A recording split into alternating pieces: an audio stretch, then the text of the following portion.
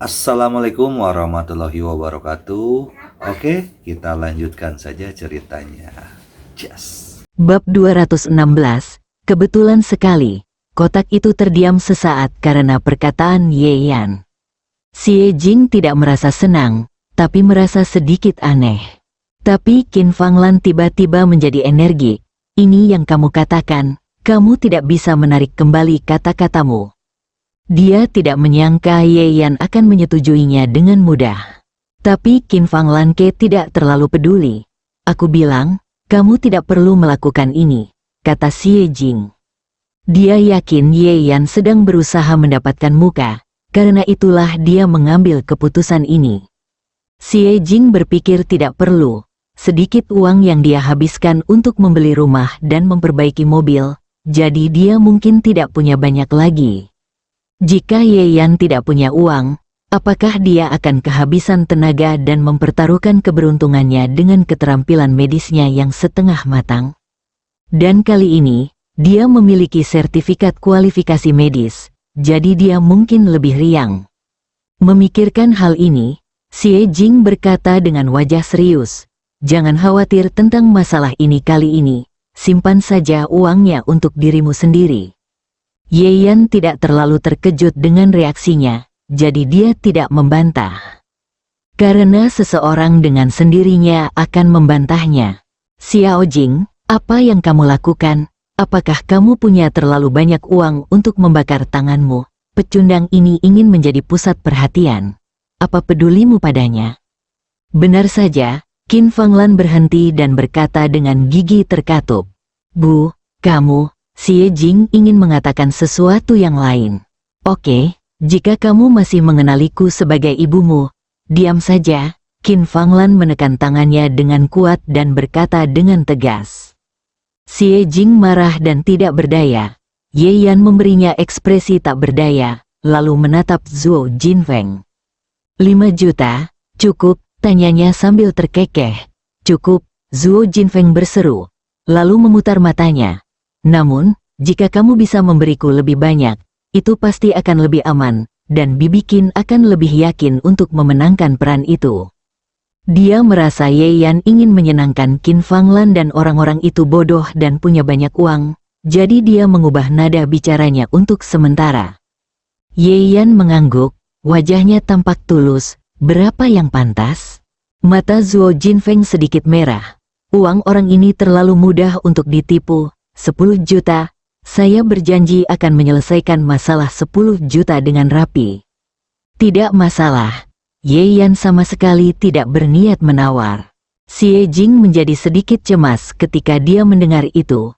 Semakin banyak uang yang dia berikan, semakin besar kemungkinan dia mengambil risiko untuk mengembalikannya. Pada saat itu, bukankah masalahnya masih menjadi milik keluarga Anda sendiri? Mengapa Ye Yan tidak memahami kebenaran yang begitu sederhana dan bersikeras berusaha mendapatkan muka dengan cara ini? Dia ingin menyewa sebuah flat, tetapi Qin Fanglan meraih pergelangan tangannya dengan kekuatan sedemikian rupa sehingga dia merasakan sakit. "Ini semua uangku, anak hilang ini benar-benar menghambur-hamburkan uangku seperti ini," dia berbisik dengan gigi terkatup. Tapi kalau dipikir-pikir, jika dia bisa menjadi bintang film sebagai gantinya, itu akan sia-sia. Jadi Qin Fanglan menekan sakit hatinya dan tidak berkata apa-apa. Saat ini, hati Zhuo Jinfeng dipenuhi dengan kejutan besar.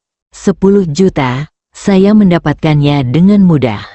Benar saja, saya adalah putra takdir, bib konyol. Tunggu sampai aku menggunakan uangmu untuk menyelesaikan masalah keluargaku. Lalu gunakan wanitamu untuk menyelesaikan masalahku sendiri. Dia memandang Ye Yan dan berpikir jahat di dalam hatinya. Dia tidak berhenti berbicara dan berkata dengan cepat. "Baiklah, ayo transfer uangnya sekarang juga." Tapi, Ye Yan mengucapkan 2 kata sambil tersenyum. "Sebelum saya mengambil uang itu, saya punya 1 pertanyaan lagi." Zhuo Jinfeng tertegun sejenak. Wajahnya penuh ketidaksabaran. Mengapa dia menanyakan pertanyaan yang tidak masuk akal seperti itu? Namun untuk mendapatkan uang tersebut, Dia menarik napas dalam-dalam dan menahan rasa kesalnya. Apa masalahnya? Aku harus tahu siapa temanmu yang membantu keluarga kita, kata Ye Yan enteng. Zuo Jinfeng tercengang. Dia hanya mengada-ada, entah siapa orang itu. Aku sudah bilang padamu bahwa hal-hal di industri hiburan itu rumit dan tidak bisa dijelaskan dengan jelas dalam beberapa kata. Kenapa kamu begitu peduli? Dapatkan uangnya secepatnya. Zuo Jinfeng mengulangi trik lamanya untuk mencoba berbohong, dan kemudian mendesak. Tapi kali ini, senyuman di wajah Ye Yan menunjukkan sedikit kedinginan. Itu hanya sebuah nama, menurutku tidak ada yang tidak jelas tentangnya. Dia menyipitkan matanya sedikit dan berkata dengan nada dingin, apakah kamu berbohong padaku? Karena itu, Xie Jing sedikit terkejut, itu hanya sebuah nama, jadi bagaimana bisa begitu misterius? Xiao Feng, katakan saja padanya dan buat dia menyerah, ambil saja uangnya, kata Qin Fanglan tanpa ragu. Zuo Jinfeng ingin mencekiknya sampai mati. Namun dalam situasi saat ini, jika dia tidak bisa mengatakan apapun, maka Ye Yan dan bahkan Qin Fanglan mungkin mulai curiga. Dia tidak berani menunda lebih lama lagi dan tanpa sadar memilih seseorang yang cukup dia kenal. Su Ping, Direktur Su, dialah orang yang saya cari. Apakah Anda puas? Qin Fanglan, Xie Chengqian dan Xie Jing semuanya terkejut. Su Ping adalah salah satu sutradara paling populer di Tiongkok dalam beberapa tahun terakhir. Beberapa filmnya menjadi hits dan memenangkan beberapa bintang. Apalagi ia sendiri dikatakan juga merupakan pemegang saham sebuah perusahaan film dan televisi yang terdaftar dan memiliki sumber daya yang sangat baik. Tak heran, ternyata dialah orang yang dicari Zuo Jinfeng. Melihat ekspresi beberapa orang, Zuo Jinfeng merasa bangga. Dia adalah sutradara terkenal di industri hiburan Tiongkok, dan dia hanya sedikit mengenal Su Ping setelah bertemu dengannya beberapa kali. Kamu tidak perlu berkata apa-apa kali ini, cepat transfer uangnya. Aku hampir tidak bisa menerima cek. Zuo Jinfeng tidak sabar. Senyuman di wajah Ye Yan perlahan memudar.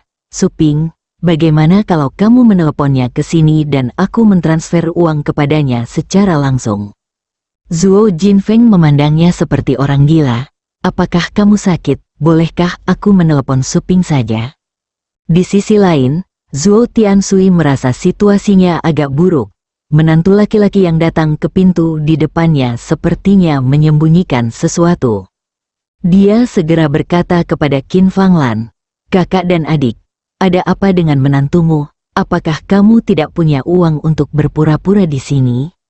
Setelah mendengar ini, Qin Fanglan kehilangan ketenangannya dan memarahi dengan tegas. Ye Yan, berhentilah merengek dan segera berikan aku uangnya. Ye Yan bahkan tidak memandangnya.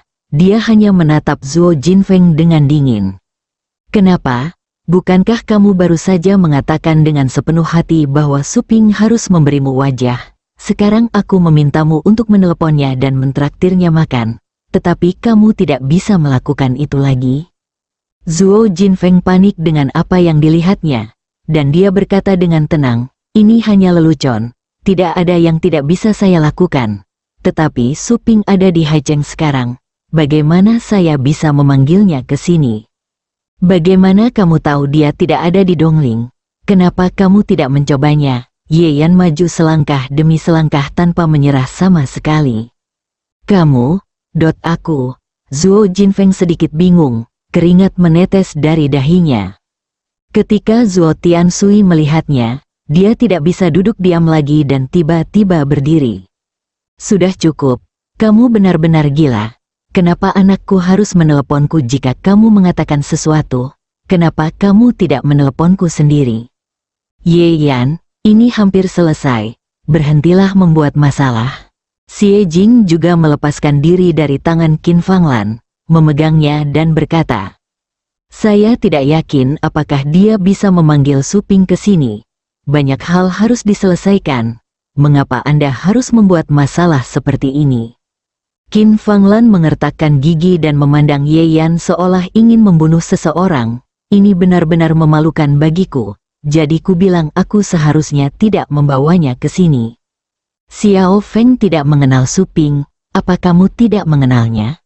Nada suaranya penuh dengan penghinaan, sudut mulut Ye Yan sedikit melengkung.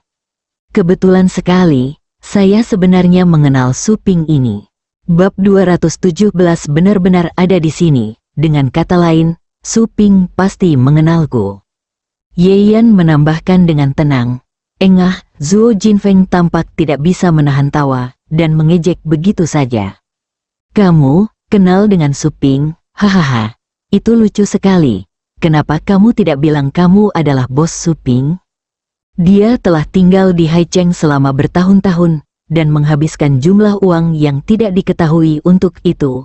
Dia hanya bertemu Su Ping 2 kali, dan mengucapkan 4 kata termasuk halo dan selamat tinggal. Menantu laki-laki dari rumah ke rumah yang tinggal di Dongling dan menjalani pola makan lembut sebenarnya mengatakan bahwa Su Ping pasti mengenalnya. Zuo Jinfeng sama sekali tidak mempercayai kata-kata tidak masuk akal seperti itu. Saya pikir Anda bisa mengatakan sesuatu, tapi saya tidak menyangka itu omong kosong. Zuo Tiansui juga santai.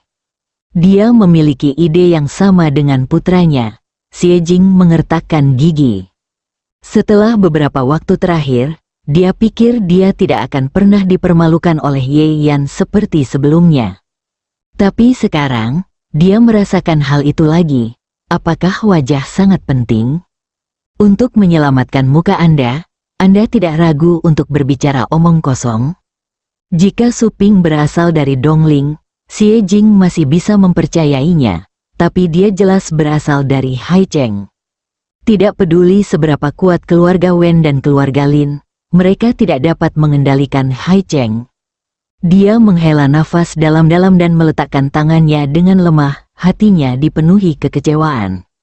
Apakah kamu melihatnya? Aku berkata, kamu tidak melakukannya bahkan jika dia tidak diizinkan datang. Apakah kamu menyesalinya? Kata Qin Fanglan dengan dingin. Xie Chengqian memandang Ye Yan dengan penuh simpati. Dia juga tidak memiliki status sepanjang tahun. Jika dia mengubah posisinya, dia mungkin akan melakukan hal gila seperti itu demi mukanya. Mata semua orang saling bertautan dan tertuju pada Ye Yan. Namun, dia masih memiliki senyum sinis dan polos di wajahnya. Sepertinya kamu tidak percaya, kata Ye Yan. Zuo Jinfeng mencibir. Apakah kamu sedang bermimpi? Jika kamu memiliki kemampuan, telepon saja saya dan tunjukkan kepada saya. Coba saya lihat apakah saya dapat menelepon Su Ping. Xie Jing tampak sedih. Mengapa repot-repot? Setelah mencapai titik ini, bukankah akan semakin sulit bagi saya untuk mundur? Lalu, dia melihat senyuman di sudut mulut Ye Yan menjadi semakin jelas. Tidak apa-apa, setelah berbicara, dia mengeluarkan ponselnya dan memutar nomor. Kemarilah, aku beri waktu 10 menit, Ye Yan memerintahkan dengan tenang dan menutup telepon. Zuo Jinfeng merasa itu terlalu konyol, bukan, itu saja. Apakah orang ini salah meminum obat? Bisakah kamu lebih berdedikasi saat berakting? Apa menurutmu kamu benar-benar bisa membuatku takut dengan kepura-puraanmu? Zuo Jinfeng tertawa terbahak-bahak hingga hampir menangis. Qin Fanglan dan Zuo Tiansui keduanya menyilangkan tangan dengan ekspresi mengejek di wajah mereka. Xie Chengqian menghela nafas panjang. Xie Jing menurunkan pandangannya dan tidak ingin mengatakan apa-apa lagi. Ye Yan, sebaliknya, melihat arlojinya dengan santai, masih ada 9 menit. Zuo Jinfeng mencibir, berpura-pura. Teruslah berpura-pura, saya akan lihat berapa lama kamu bisa terus berpura-pura. Ye Yan melihat ke jendela kotak itu, lokasi di sini bagus. Su Ping akan segera datang, kamu bisa melihatnya melalui jendela. Jika kamu tidak percaya, kamu bisa pergi dan menunggu. Dia berkata pada Zuo Jinfeng. Zuo Jinfeng mengerutkan bibirnya, apakah menurutmu aku akan mempercayainya? Ye Yan meliriknya, membuang muka, dan berkata dengan santai. Apapun, Zhuo Jinfeng benar-benar tidak mempercayainya pada awalnya, tetapi ekspresi pria di seberangnya terlalu tenang dan santai. Dia sedikit bingung karena suatu alasan. Aku akan membiarkanmu menang dengan sepenuh hati. Zhuo Jinfeng menemukan alasan untuk dirinya sendiri, berdiri, mendekati jendela, dan melihat ke bawah. Sekilas, dia tampak seperti batu. Ruangan menjadi hening sejenak. Ye Yan terlihat santai dan memakan setiap suapan makanannya. Zhuo Jinfeng, sebaliknya, memeriksa waktu dari waktu ke waktu dan menatap ke bawah. Dengan begitu, seolah-olah dialah yang menunggu seseorang, bukan Ye Yan. Ketika sampai pada menit terakhir, Zhuo Jinfeng menatap ponselnya. Ketika 10 menit berlalu, dia berteriak dengan penuh semangat, "Waktunya habis, tidak ada yang datang." Semua orang terkejut, mata Xie Jing meredup, dan dia merasa bahwa dia sangat konyol sehingga dia secara tidak sadar mengharapkan sesuatu. Xie Chengqian menggelengkan kepalanya. Qin Fanglan dan Zhuo Tianshui mulai menunjukkan rasa jijik di wajah mereka. Zhuo Jinfeng berdiri di dekat jendela dengan ekspresi mengejek di wajahnya. "Haha, bagaimana? Apalagi yang ingin kamu katakan? Kamu masih menolak untuk mengakui bahwa kamu adalah badut?" Di tengah kata-katanya, dia tanpa sengaja melirik ke bawah dan tiba-tiba berhenti. Saat berikutnya, mata Zhuo Jinfeng melebar dan dia menempelkan seluruh tubuhnya ke jendela, menatap ke bawah. Tubuhnya gemetar. Tidak mungkin, Su Ping, kenapa dia ada di sini? Semua orang kecuali Ye Yan tercengang. "Su Ping, itu salah satu direktur top Tiongkok. Benar-benar datang. Xiao Feng, kamu pasti salah menilai orang itu. Bagaimana bisa Direktur Su muncul di tempat seperti ini?" "Bagaimana mungkin? Aku tidak akan pernah salah." Zhuo Jinfeng secara refleks menyangkalnya dengan pedang patah. Setelah mengatakan itu, dia menyadari bahwa ayahnya berusaha menutupi keadaannya. Wajah Zhuo Jinfeng kaku dan dia memaksakan senyum. "Itu pasti kebetulan. Direktur Su mungkin datang untuk bertemu orang lain." Sebelum dia selesai berbicara, ada ketukan di pintu kotak. Ruangan menjadi hening sejenak. Dalam suasana yang tidak bisa dijelaskan, tidak ada yang bergerak. Orang yang mengetuk pintu sepertinya sangat sabar. Dia bahkan tidak bertanya dengan suara keras. Tapi setelah lebih dari 10 detik, dia mengetuknya lagi dengan lembut. "Sebagai tuan rumah, Anda harus membuka pintu untuk sopan santun," Ye Yan berkata pada Zhuo Jinfeng dengan tenang. Pipi Zhuo Jinfeng bergerak-gerak dan dia berkata melalui giginya, "Apakah aku ingin kamu terlalu banyak bicara?" Dia menarik napas dalam-dalam dan berjalan menuju pintu. "Itu pasti pelayannya." Zhuo Jinfeng menghibur dirinya sendiri, lalu membuka pintu. Seorang pria paruh baya dengan sikap luar biasa berdiri di luar pintu. Wajahnya sama sekali tidak sabar, tapi penuh kesabaran. Ketika dia melihat Zhuo Jinfeng membuka pintu, dia sedikit terkejut, merasa sedikit familiar. Zhuo Jinfeng sudah tercengang. "Su, Direktur Su, mengapa Anda ada di sini?" Pikirannya menjadi kosong. Melihat dia tidak membuka pintu, Su Ping menunjukkan sedikit ketidaksenangan di wajahnya. "Bisakah Anda mengizinkan saya masuk?" Zhuo Jinfeng gemetar seolah-olah dia tersengat listrik dan dengan cepat mundur. Su Ping sering muncul di TV, jadi semua orang di ruangan itu langsung mengenalinya. Termasuk Xie Jing, semua orang tanpa sadar maju ke depan. Tak satu pun dari mereka menyangka Su Ping akan benar-benar muncul di sini. Tapi Su Ping tidak berniat memperhatikan mereka. Matanya tertuju pada Ye Yan, dan wajah seriusnya langsung mencair dan berubah menjadi senyuman. Su Ping melangkah masuk, mendatangi Ye Yan, membungkuk sedikit, dan berkata dengan hormat, "Tuan Ye, apakah Anda mencari saya, Tuan Ye?"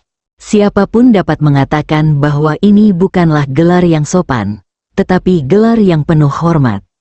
Ekspresi Zhuo Jinfeng dan Zhuo Tianshui seperti disambar petir. Qin Fanglan dan Xie Chengqian juga tercengang. seolah-olah mereka baru pertama kali bertemu Ye Yan. Sutradara Su Ping, yang terkenal di Tiongkok, begitu sopan kepada menantu yang datang mengunjunginya. Bab 218 Dia tidak ingin bertindak, Direktur Su. Zuo Jinfeng tidak bisa menerima pemandangan ini, menunjuk ke arah Ye Yan dan berkata, "Apakah kamu salah orang? Meskipun nama belakang orang ini adalah Ye, dia hanyalah menantu yang bebas untuk semua." Su Ping memandangnya seolah dia gila. Meskipun dia memiliki aura yang tak terhitung jumlahnya, Su Ping tahu betul bahwa alasan mengapa dia bisa berkembang di jurang maut industri hiburan Tiongkok bukan karena bakatnya. Itu karena dia memiliki ayah sponsor di belakangnya yang tidak berani disinggung oleh siapapun. Orang di depan saya adalah tamu terhormat yang secara khusus disuruh oleh ayah sponsor untuk menemaninya. Berapa banyak sumber daya yang bisa dia peroleh di masa depan bergantung pada suasana hati tamu terhormat tersebut. Jadi, bagaimana dia bisa mengakui kesalahannya? Di depan Ye Yan, Su Ping masih mengkhawatirkan citranya sendiri. Jadi dia menahannya dan mengabaikan Zuo Jinfeng. Matanya tertuju pada Xie Jing, "Ini, Nyonya Ye, halo. Nama saya Su Ping, suatu kehormatan besar bertemu dengan Anda." Xie Jing mengangguk sedikit bingung. Dia juga tidak menyangka Ye Yan benar-benar menelepon seseorang hanya dengan satu panggilan telepon. Kali ini Zuo Jinfeng dapat memastikan bahwa Ye Yan memang mengenal Su Ping. Tidak, ini tidak lagi bisa dikatakan sebagai kenalan. Su Ping hampir seperti bawahan Ye Yan. Zuo Jinfeng sudah tercengang. Orang yang tidak bisa dia senangi dengan segala upayanya sebenarnya sangat menghormati Ye Yan. Lagi pula, bukankah Su Ping ada di Haijeng? Bagaimana itu bisa muncul di Tangling? Zuo Jinfeng tidak pernah membayangkan bahwa Ye Yan sudah menetap dan dia akan menggunakan Su Ping sebagai alasan. Ketika orang dipaksa untuk bertanya, secara tidak sadar mereka akan memilih orang yang paling mereka kenal sebagai tameng. Oleh karena itu, setelah Ye Yan membaca informasi Zuo Jinfeng, dia mengirim seseorang untuk memberitahu Su Ping dan terbang semalaman. "Tuan Ye, apakah Anda datang kepada saya dengan perintah?" Su Ping, separuh lainnya, bertanya. Ye Yan meliriknya dan berkata dengan tenang, "Aku dengar kamu membantu ibu istriku menyelesaikan suatu masalah dan kemudian meminta 5 juta. Su Ping tercengang. Dia benar-benar bingung dan tidak tahu harus mulai dari mana. "Ini, ada apa ini? Jika ini benar-benar untuk membantu keluarga Tuan Ye, beraninya aku meminta uang." Dia menjelaskan dengan cepat. Wajah Zuo Jinfeng menjadi pucat. Ye Yan berkata sambil tersenyum tapi tidak tersenyum. Tetapi ada orang yang bersumpah demi hal itu. Dia mengangkat dagunya sedikit dan menunjuk ke Zuo Jinfeng. Su Ping awalnya terkejut dan ketakutan, lalu menjadi sangat marah. Dia berbalik dan menamparkan wajah Zuo Jinfeng dengan keras. "Beraninya kamu menjebakku, kamu benar-benar mencari kematian." Setelah mengatakan itu, Su Ping mengabaikan Zuo Jinfeng yang dipukul hingga pusing dan bersumpah kepada Ye Yan. "Tuan Ye, percayalah, saya tidak tahu sama sekali." Wajah Zuo Jinfeng dipukuli begitu panas hingga terasa sakit. Tapi itu tidak bisa dibandingkan dengan keputusasaan di hatinya. Dia menatap Ye Yan, kebencian di matanya hampir meluap. "Direktur Su, Ye Yan ini sungguh sia-sia. Seluruh Dongling tahu bahwa kamu telah dirasuki roh jahat. Kamu benar-benar mengalahkanku karena orang seperti ini." Zuo Jinfeng tidak bisa menerima kenyataan ini sama sekali dan berteriak, "Ya, Direktur Su, Ye Yan adalah menantu saya. Apakah Anda melakukan kesalahan di suatu tempat?" Qin Fanglan juga bertanya dari samping, "Jika Ye Yan benar-benar bisa membuat Su Ping begitu hormat, bukankah itu berarti Ye Yan menyelesaikan masalahnya?" Memikirkan hal ini, Qin Fanglan merasa tidak senang. Su Ping tahu bahwa dia adalah ibu mertua Ye Yan, jadi meskipun dia terkejut karena wanita ini berusaha melemahkan keluarganya sendiri, dia tetap berkata dengan sopan, "Jangan khawatir, aku tidak akan mengakui orang yang salah. Tuan Ye adalah tamu terhormat saya, dia berkata dengan wajah serius. Qin Fanglan juga kehilangan kesabarannya sekarang.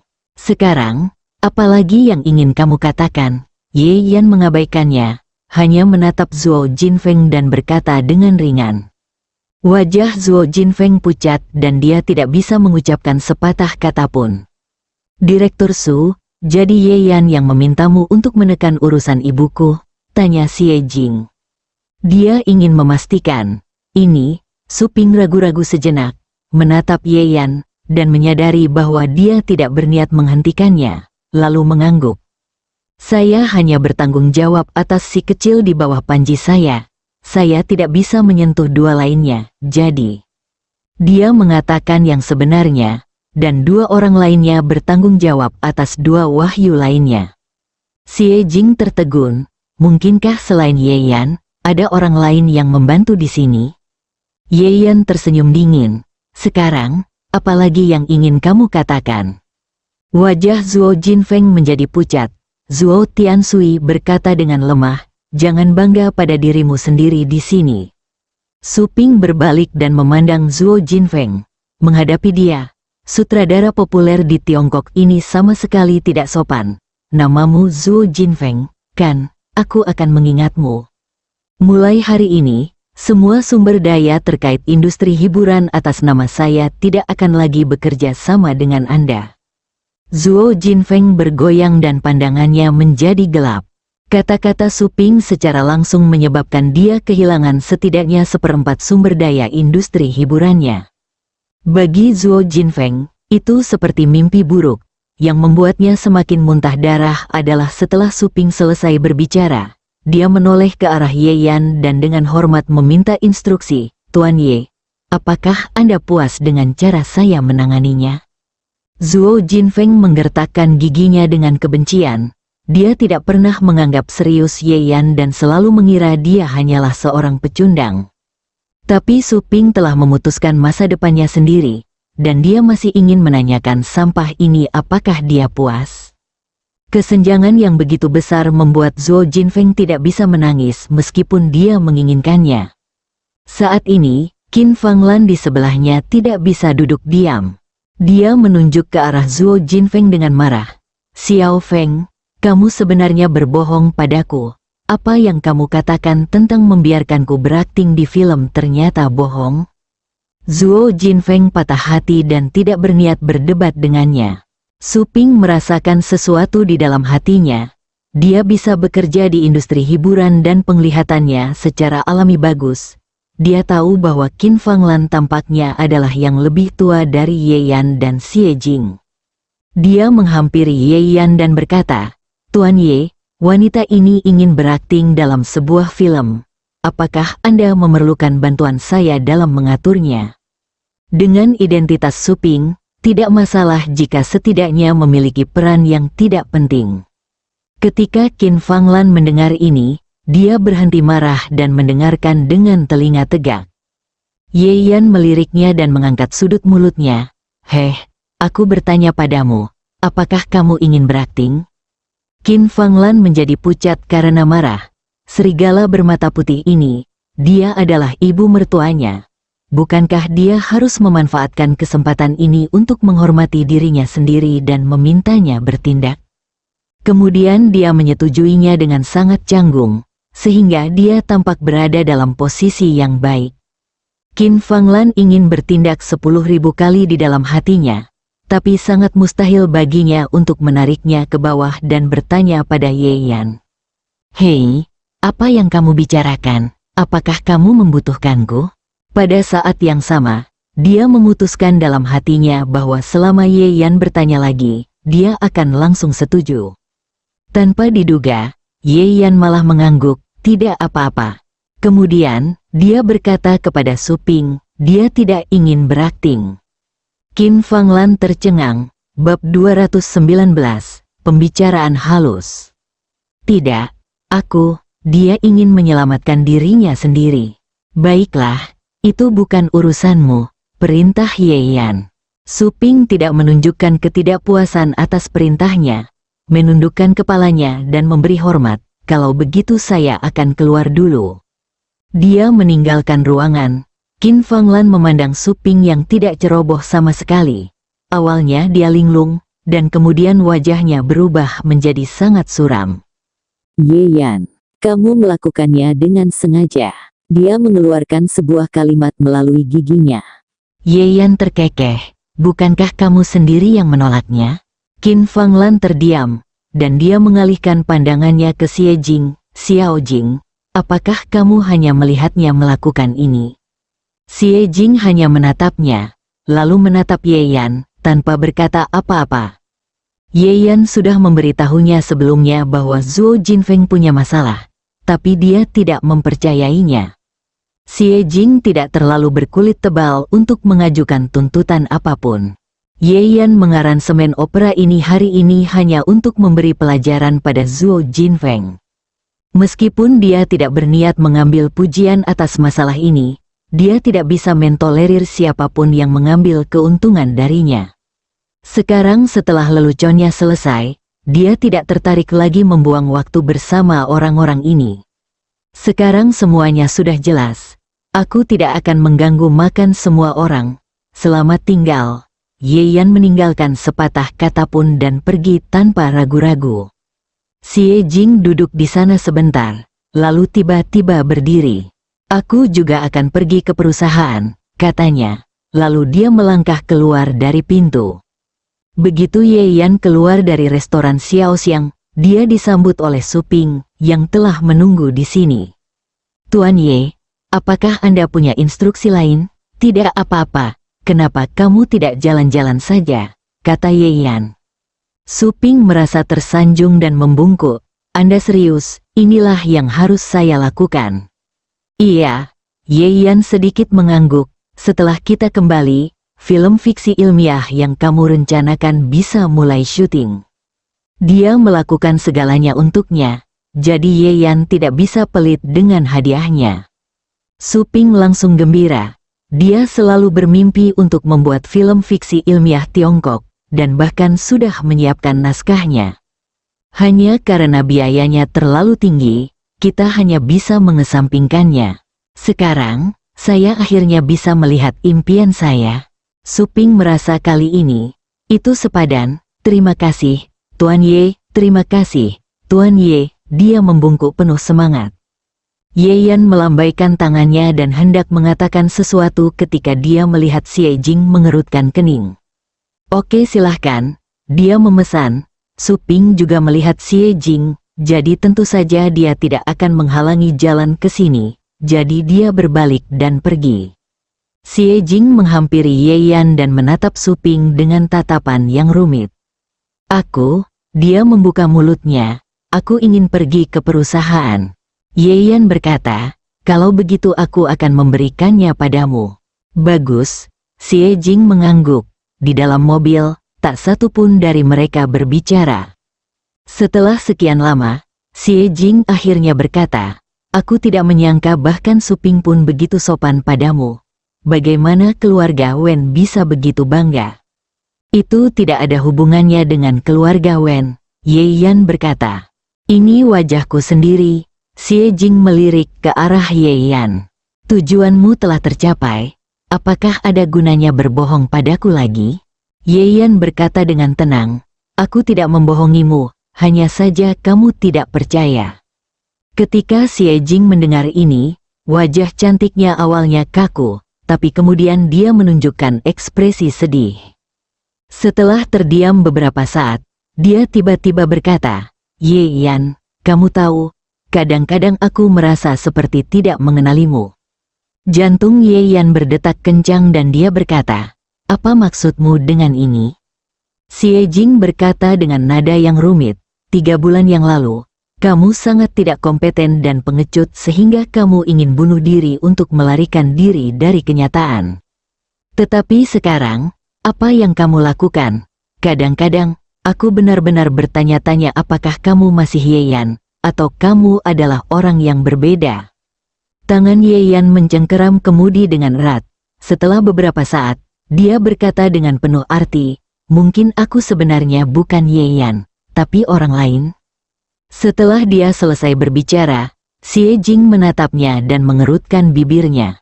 Aku hanya menghela nafas, kamu bisa memanjat sepanjang jalan.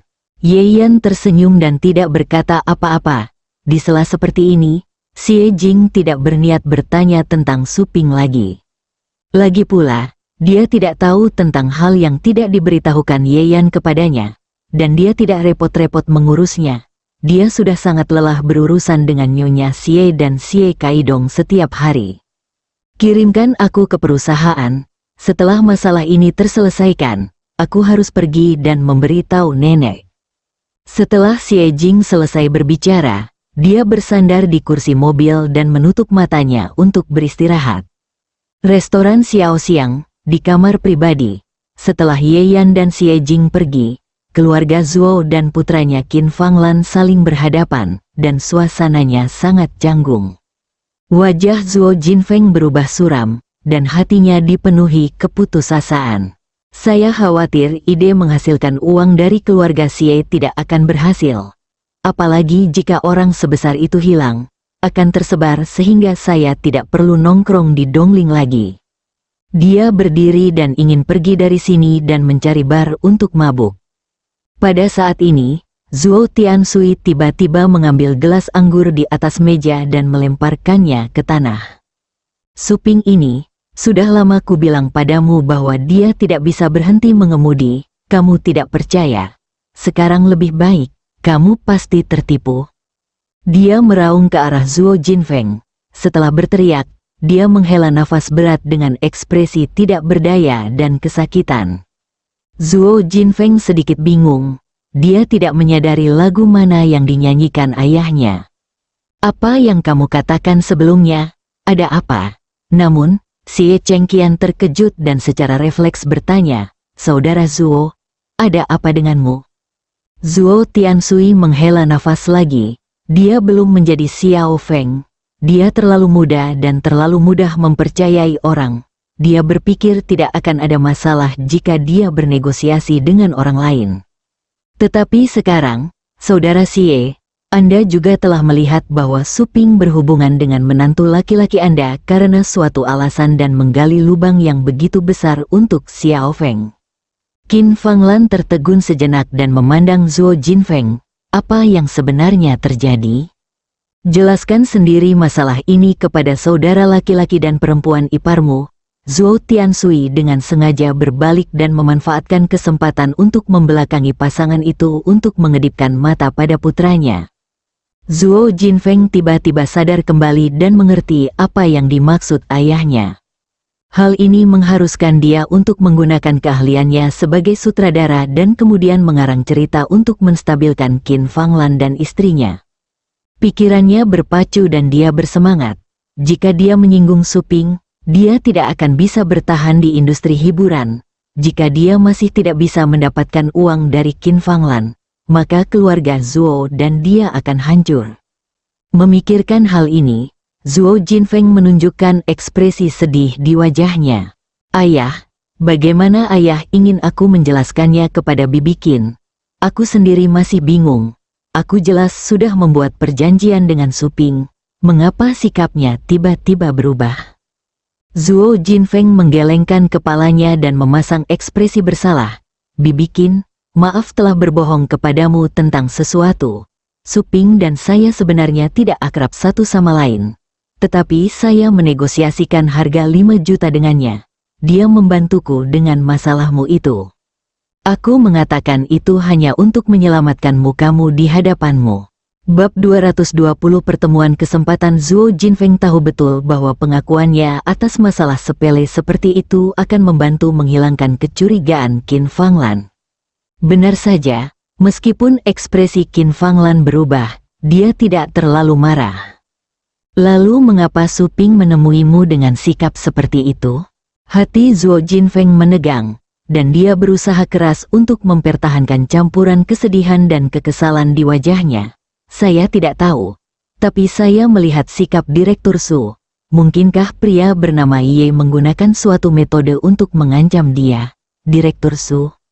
Dia hanya bertele-tele untuk mengalihkan perhatiannya. Tapi Qin Fanglan tiba-tiba berpikir bahwa Ye Yan dan tuan muda tertua keluarga Wen sepertinya saling kenal. Wen Tinghan pasti membantunya, dia berkata dengan tegas, merasa telah menemukan kebenaran.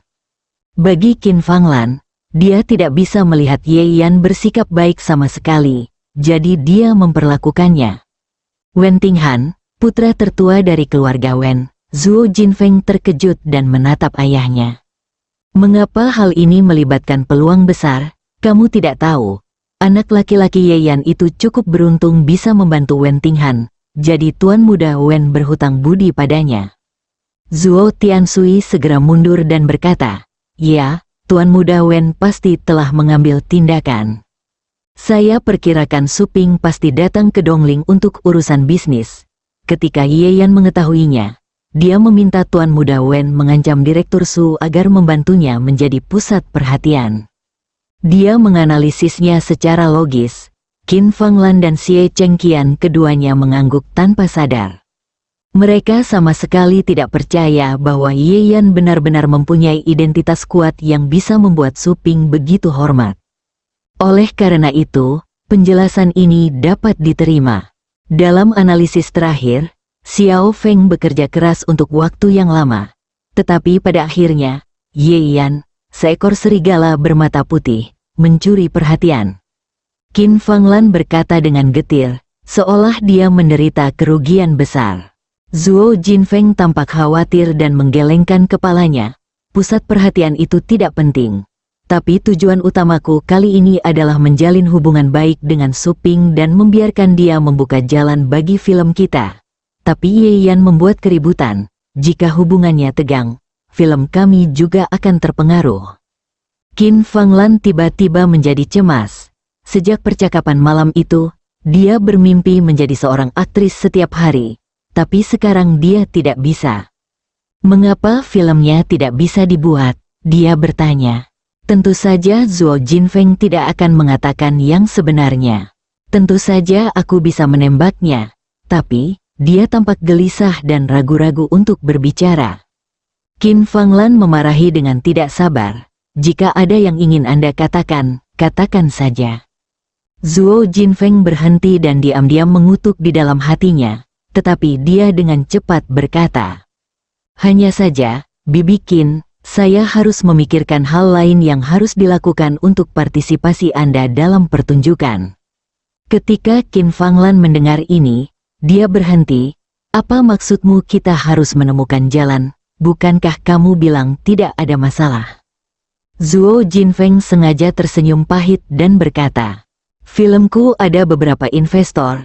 Kamu ingin berpartisipasi di dalamnya dan meminta persetujuan mereka. Awalnya, aku berencana menjalin hubungan baik dengan Su Ping dan memintanya untuk merekomendasikanmu. Tapi siapa sangka Ye Yan akan ikut campur dalam filmku. Tentu saja Zhuo Jinfeng berbicara omong kosong, tetapi Qin Fanglan tidak mengetahuinya. Dia sangat marah hingga dia membanting meja dan mengutuk. Serigala bermata putih ini, aku tahu dia akan merusak perbuatan baikku.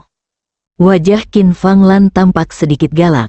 Dia mengertakkan gigi dan mengepalkan tinjunya. Seharusnya aku tidak membesarkannya sejak awal.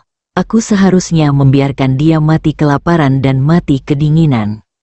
Bibi Qin, jangan khawatir. Saya pasti akan berusaha sebaik mungkin membantu Anda menemukan solusinya, kata Zhuo Jinfeng dengan munafik. Zhuo Tiansui juga membantu. Ya, dengan hubungan antara kedua keluarga kami, anak saya pasti akan memperjuangkannya dengan sepenuh hati. Qin Fanglan memegang tangan Zhuo Jinfeng dan berkata, Xiao Feng, apakah bibiku bisa menjadi bintang sepenuhnya bergantung padamu? Hati Zhuo Jinfeng terasa panas saat melihat wajah yang sangat mirip dengan Xie Jing dan masih memiliki pesona. Dia bukan orang baik, dia sudah berkecimpung di industri hiburan selama beberapa tahun dan belum mempelajari hal-hal baik. Melihat tubuh dewasa Qin Fanglan, Zhuo Jinfeng berpikir, jika dia dan Xie Jing bisa diatur bersama. Namun, dia tidak berani mengungkapkan pikiran kotornya dan dengan cepat menurunkan pandangannya. Jangan khawatir, Bibi Qin. Qin Fanglan tidak tahu apa yang dipikirkan orang di depannya tadi, jadi dia tersenyum ramah. Oke, aku yakin kamu bisa melakukan pekerjaan itu. Kalau begitu aku serahkan semuanya padamu, tapi kamu harus melakukannya demi bibi. Di sisi lain, setelah Ye Yan mengantar Xie Jing, dia tidak melakukan apa-apa dan hanya berkeliaran di jalan. Ngomong-ngomong, sudah lama sekali aku tidak berjalan sendirian seperti ini. Namun, setelah berjalan beberapa saat, saya merasa sedikit bosan. Saya sedang memikirkan apakah akan pergi ke Dihao untuk menemui Chen Tianya ketika saya merasakan hembusan angin di belakang saya. Ye Yan berbalik dan mengepalkan tangan kecilnya. Ya Tuhan, apakah kamu punya mata di belakangmu? Lin Xiaoyu pergi berbelanja dengan seorang temannya hari ini, dan tiba-tiba melihat Ye Yan. Awalnya dia berencana melakukan serangan mendadak untuk menakuti Ye Yan, tapi dia tidak menyangka kalau dia malah ditipu oleh Xiao Xiao.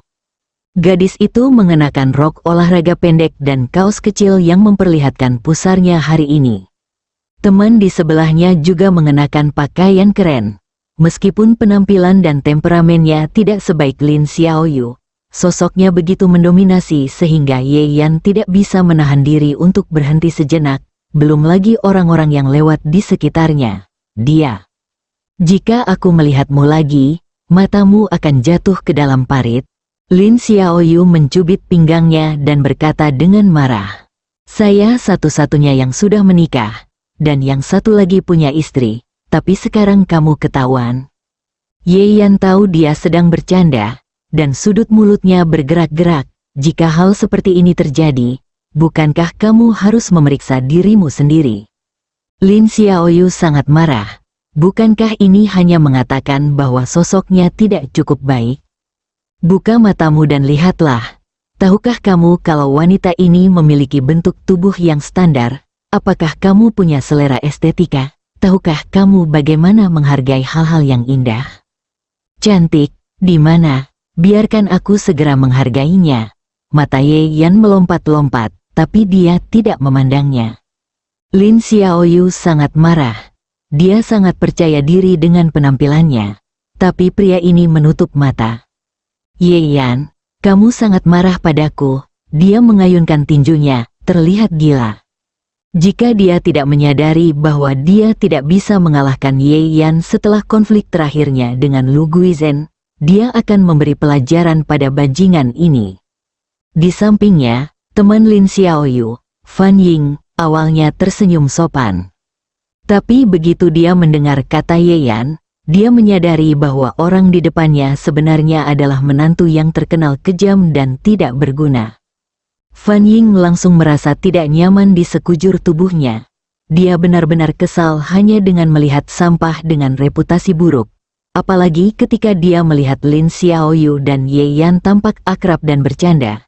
Dia merasa semakin canggung. Lin Xiaoyu adalah wanita tertua di keluarga Lin. Bagaimana dia bisa begitu dekat dengan orang seperti itu? Bersambung.